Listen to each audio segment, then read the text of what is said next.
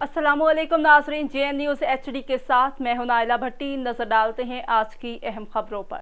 अब रुख करते हैं पाकपतन का। आईजी पंजाब फैसल शाहकार और आरपीओ साहिवाल तैयब हफीज शीमा के विजन के मुताबिक डीएसपी सदर पाकपतन मोहम्मद असलम जट ने मुख्तलिफ थाना जात का सरप्राइज विजिट किया। थाने में मौजूद साइलिन के मसाइल सुने और मौका पर अहकामात जारी कर दिए। रिपोर्ट करें हमारे ब्यूरो चीफ नज़ीर अहमद चौधरी। आईजी पंजाब और आरपीओ साहिवाल के अहकामात की रोशनी में डीएसपी सदर मोहम्मद असलम जट ने थाना मलका हांस और थाना डिलूरियाम का सरप्राइज विजिट किया। थाना में मौजूद साइलिन के मसाइल सुने और मुतालिका तफ्तीशी अफसरान को इंसाफ और मेरिट पर कानूनी कार्रवाई करने के अहकाम जारी किए। थाना की सफाई सुथराई और रिकॉर्ड चेक किया। इस मौका पर डीएसपी सदर मोहम्मद असलम का कहना था कि कब्जा माफिया और जराइम पेशा अफराद किसी रियायत के हकदार नहीं है। कानून शिकन अफराद के साथ आहनी हाथों से निपटा जाएगा।